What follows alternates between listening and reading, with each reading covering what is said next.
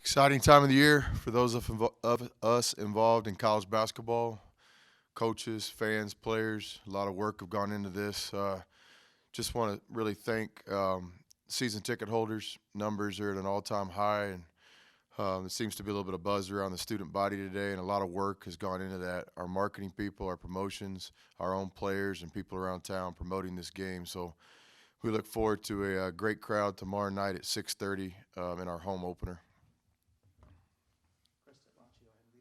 You had about 40 different combinations of rotations last week.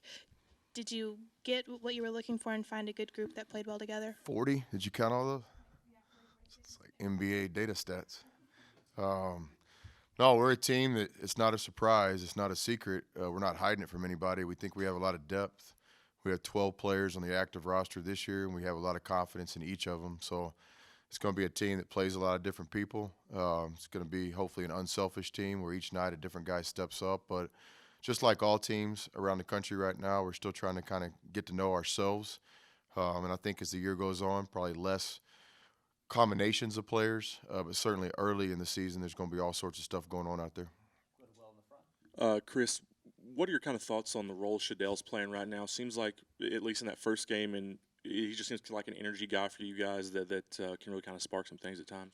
Yeah, that's exactly it. You nailed it with that word. He is energy, and it's positive energy. You know, I've been around Shotty for 5 or 6 months now, and I've never seen him have a bad day. You know, he's always in a good mood. He's upbeat. I think he's a guy that kind of not only embraces college basketball, but embraces life, embraces the opportunity to be in college at a great university in a great town. And so his energy, both on the court and off the court, are big for us. Defensively, you know, that energy needs to translate for him being a high-intensity defender. And then on offense, he can do a lot of things with his talent, but he is an energetic player.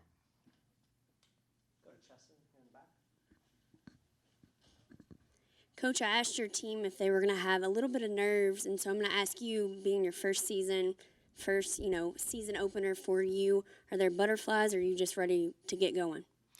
Yeah, absolutely. I mean, any competitor, if they tell you they're not nervous in positive ways or anxious or concerned, then they don't know how to win. One of the all-time greats, Muhammad Ali, I've studied his life and his career, and he's documented from time to time always saying that he always respected his opponent and was concerned going into the fights. Now, obviously, he was one of the most confident athletes in history, but a part of confidence is respecting your opponent. So, we know that everybody on our schedule is good enough to beat us on any given night, but we also know that we're good enough to beat anybody on our 31-game regular season schedule. So, when I personally go into a game, I'm always concerned about what could go wrong or trying to anticipate how the opponent could beat us. I think that's just part of being a competitor.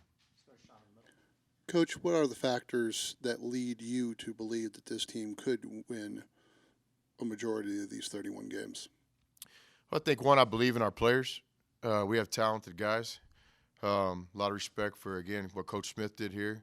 We have a great foundation. But that's directly stems from my confidence in our players.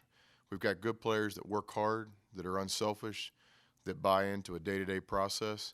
And I think things like wins are the product of a process. We don't ever, seek out we've got to win this game. The goal this week is not to beat Houston Baptist. The goal this week is to have 7 great days of preparation and to put ourselves in a situation to execute a game plan and to follow the process. And not just on the court, how we treat our bodies this week, how we embrace the film room, how we continue to be in the weight room, how we take care of our academics and other responsibilities.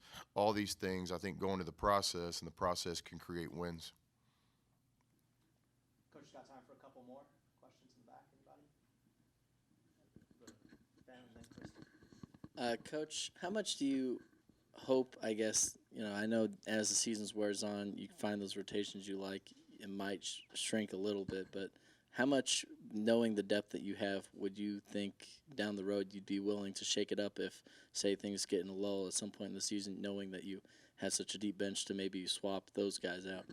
Yeah, so like the backbone of everything we do is competition. Our guys understand this. It's not about what you did yesterday. It's about what you do in the present moment. And, elite elite people that know how to win, they understand that the history doesn't really matter and the future really doesn't matter. It's the present.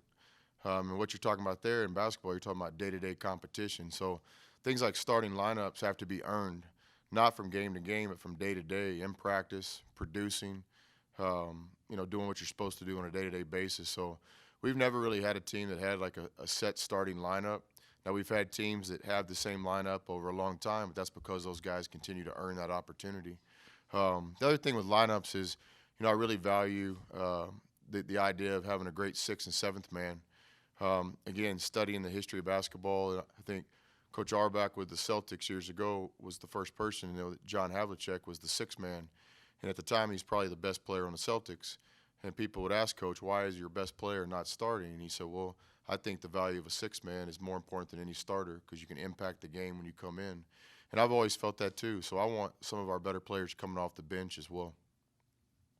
What have you thought about Devin Thomas so far? He's had he had a great spring and summer. He really earned my trust. The most important thing between a player and coach this time of year is trust. It's not whether you like somebody. I like all our players. It's not whether they like me. I hope that they like me. What's important is, do they trust me, and do I trust them? And Devin's a guy that earned my trust quickly, the way he embraced the coaching change. He just went to work. Instead of worrying about, who we were bringing in recruiting or what's going to happen to me individually, Dev just made a decision, hey, I love Tech, I'm here to work, and he quickly earned my respect. And now he's starting to back it up with a good performance. He's a low turnover player in practice. He's a much improved shooter. He's a guy that I have a lot of confidence in, and that confidence has led to trust.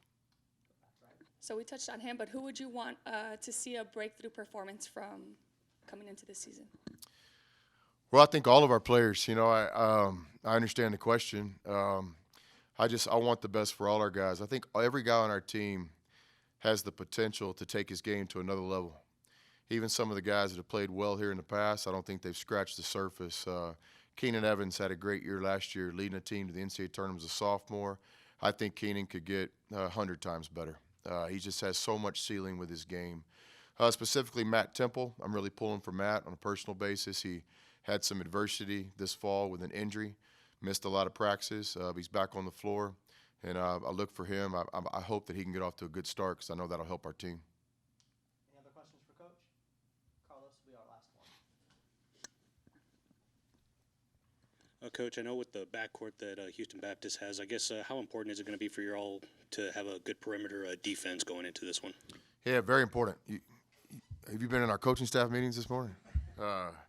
Houston Baptist is a team we have a lot of respect for. Last year they were having maybe the best season in school history until they had a pivotal injury with one of their best players. They were a postseason team, which is very hard in college basketball these days to make any tournament, not along the NCAA tournament. But they're well coached. Coach Cottrell's been there for a long time, and he's sustained success through a transition from NAIA to Division I. They've got good players. You mentioned their guards. They a lot of quickness in their backcourt. They're a backcourt that can create steals. We're going to have to be very careful with our ball handling. We're going to have to play well against a team that I have a lot of respect for, Houston Baptist.